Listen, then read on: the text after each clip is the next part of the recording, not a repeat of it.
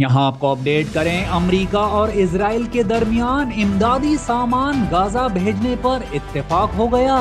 غزہ میں امدادی سامان بھیجنے سے متعلق امریکی وزیر خارجہ نے اسرائیلی وزیر اعظم سے 8 گھنٹے طویل ملاقات کی، جس کا نتیجہ یہ نکلا کہ امریکہ اور اسرائیل کے درمیان امدادی سامان غزہ بھیجنے پر اتفاق ہوا ہے۔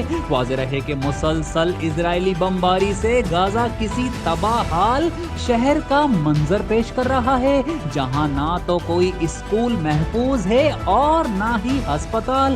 جگہ جگہ بکھرے انسانی اعضاء بین الاقوامی برادری سے انصاف کا سوال کر رہے ہیں۔ اسرائیل غزہ والوں کو بھوکا پیاسا ختم کرنے پر تل چکا ہے اور صہیونی فورسز نے غزہ کا کھانا پینا اور ادویات سب کچھ بند کر دیا، جس کے نتیجے میں 1000 امریکی شہریوں نے بھی اسرائیل کو چھوڑ دیا ہے۔ مگر اب تازہ ترین اطلاعات یہ ہیں کہ غزہ امدادی سامان بھیجنے سے متعلق امریکی وزیر خارجہ نے اسرائیلی وزیر اعظم سے 8 گھنٹے طویل ملاقات کی، جس میں امدادی سامان غزہ بھیجنے پر اتفاق کیا گیا۔ دوسری جانب مصر کے ساتھ غزہ بارڈر پر امدادی قافلہ اجازت ملنے کا منتظر ہے۔ امریکی شہری گزشتہ روز بھی بارڈر کھلنے کا انتظار ہی کرتے رہ گئے، تاہم اسرائیل کی جانب سے رافع بارڈر کو پھر سے نشانہ بنائے جانے کی اطلاعات سامنے آ رہی ہیں۔